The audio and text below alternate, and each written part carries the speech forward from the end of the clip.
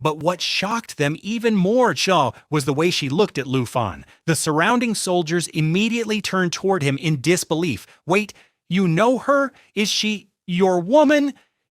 Hearing those words, Lu Fan, who was already stunned after recognizing her, immediately frowned awkwardly. "Hey, don't misunderstand things," he replied quickly. "I have nothing to do with her. In fact, she's my enemy." However, his words clearly had no effect on the young woman at all. The moment she saw him, her face brightened with genuine happiness. Then, without hesitation, she quickly walked toward him and stretched out her arms as if she intended to hug him. "But all of that belongs to the past now, doesn't it?" she said softly. Her smile gradually became bitter. "You made me realize something important. You helped me understand how my family truly sees me." Her eyes lowered slightly. "To them, I was never anything more than my brother's bodyguard. A tool for political alliances? Just another chess piece. One that could be discarded and sacrificed at any moment."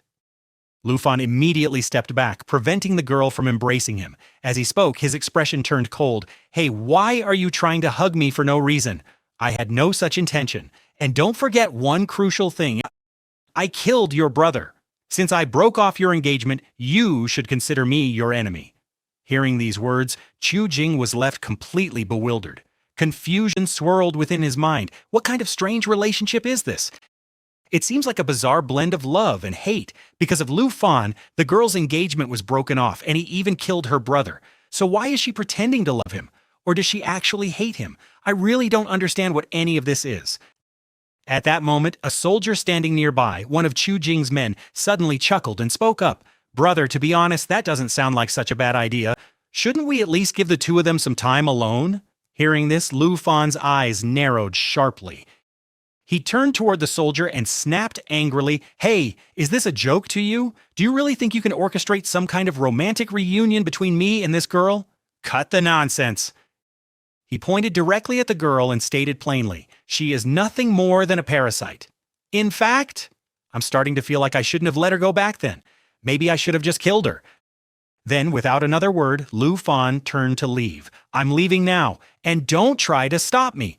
Qi Jing realized that she had truly fallen in love with Lu Fan. Trying to reason with him, she softly said, "Oh, Lu Fan, your words may sound harsh, but deep down, your heart is actually very gentle."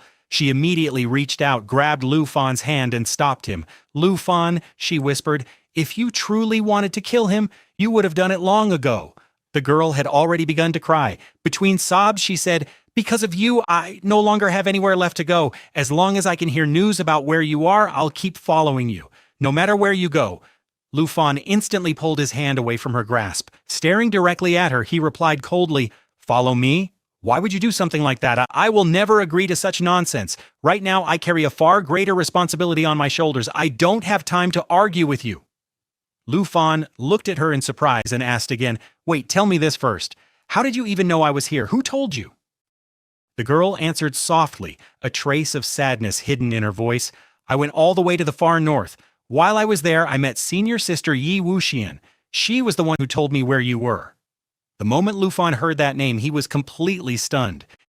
Senior sister would never normally do something like this. She shouldn't have. Even if I was indirectly responsible for her current troubles, the Ning family already chose to bear the full responsibility themselves. Lu Fan felt no sympathy regarding the matter. In fact, he believed his master should not be so soft-hearted. Then, in a cold and stern voice, Lu Fan said, "Listen to me carefully. Right now she is the principal, and a war is raging in the far north. Don't disturb her. She's already carrying more than enough burdens." Hearing this, the girl immediately shouted back in defiance, "I don't care about any of that. Whether you're at the western border, the far north, or Dragon Capital, I'll find you. And wherever you go, I'll follow behind you," Lu Fan replied without hesitation. "Then stop thinking about me altogether. There's no point arguing with you. And if something happens to you, that won't be my responsibility. Remember that." After hearing Lu Fan's words, Chu Jing suddenly burst into laughter and said, "Well, since we all already know each other, why don't we just stay together in the same camp?" Once the decision was made, she immediately turned toward her soldiers and ordered, "Prepare a proper welcome and arrange food immediately." The soldiers instantly replied, "Yes, ma'am," before hurrying off to make preparations. Then Chu Jing smiled and added, All right, everyone, clean yourselves up. We're all friends now, so no more fighting. Hearing Qi Jing's words, her soldiers immediately began whispering among themselves. Man, our boss is seriously incredible. She's way too capable, honestly, almost too capable. Another soldier quickly interrupted. Hey, keep your voice down. What if she hears you? If that happens, we're dead for sure. After saying that, the group quickly walked away. A short while later, at the South Black Pot Heavenly Dragon Camp, the entire atmosphere had turned festive. Everyone was eating whatever they wanted. Food was overflowing everywhere, and nobody seemed to be holding back. Large groups sat together around massive tables, laughing and celebrating. But as Lu Fan looked around at the lively scene, he suddenly said, Hey, can someone explain this to me? Why does everyone look so excited? It's like they've completely forgotten that Ning Shuang beat them up badly just a little while ago. Qi Jing immediately laughed and replied, Oh, Lu Fan, you just don't understand. Without fighting, there's no real friendship. Lu Fan smiled helplessly and nodded. All right, I get it. Still smiling, Qi Jing continued. Lu Fan, just focus on eating for now. Don't start talking about all that serious stuff yet. But Lu Fan calmly responded, Even so, we should at least take a moment to discuss tomorrow's plans. Qi Jing laughed again and replied, Oh, brother Lu Fan, why are you so worried? The Nether and Flame gangs will definitely return. I'll personally challenge them myself. Just leave everything to me, Lu Fan. I'll wipe them all out, properly and completely. Amidst the conversation, Lu Fan asked, Fine, I understand, but do those two gangs possess the abyss fragments that I need? Qi Jing answered with a mischievous smile, Of course, you'll get both of them. They're definitely in their possession. At that moment, Ning Shuang suddenly interrupted. Hey, Lu Fan, I'm coming with you too. I can help you. Lu Fan looked directly at her and replied coldly, Stay out of this. This is my personal matter.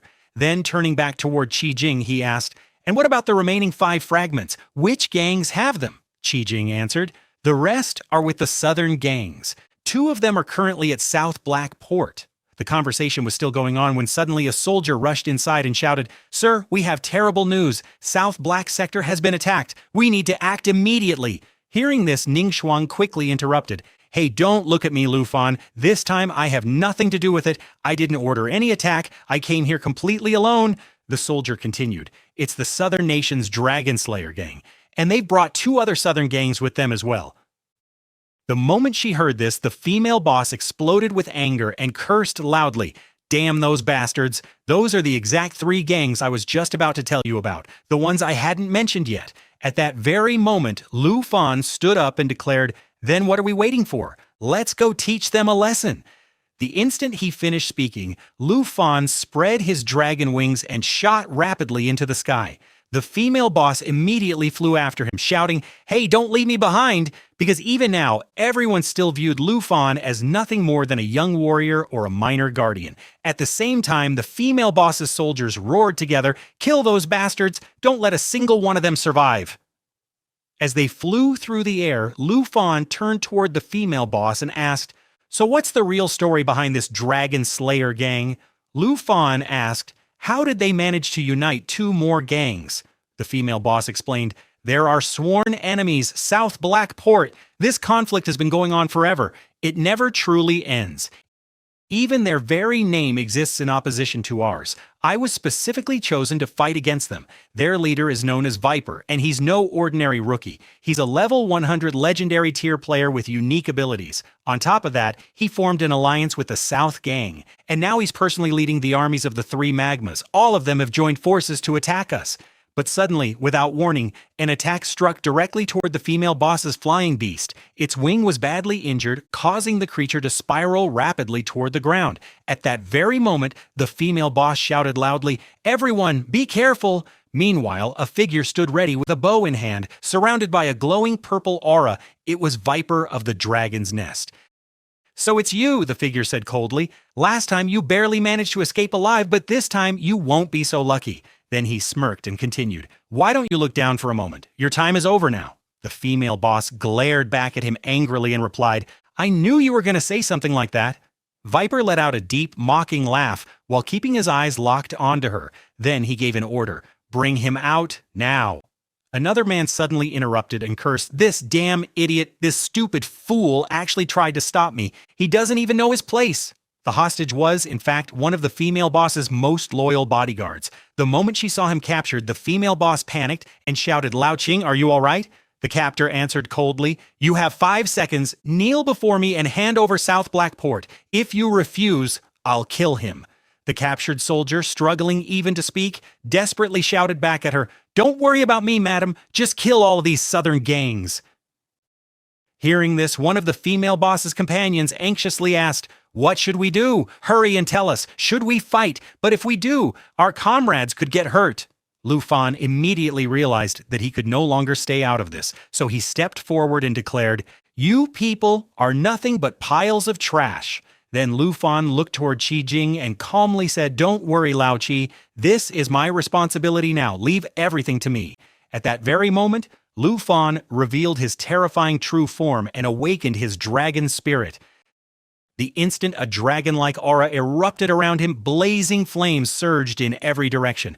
Everyone present began trembling uncontrollably in shock. Even one of Qi Jing's own companions stuttered in fear. "Hey, what is this? Who are you? We thought you were just some kid." Meanwhile, the members of the opposing gangs also turned their attention toward Luon, wondering in disbelief, "Who is this guy?" Then, with complete seriousness, Luon spoke once more. "As for Ning Shuang, the truth is I cannot bring myself to harm her." Friends, with that, today's chapter comes to an end. We'll meet again in the next part. Until then, take care of yourselves and your families as well.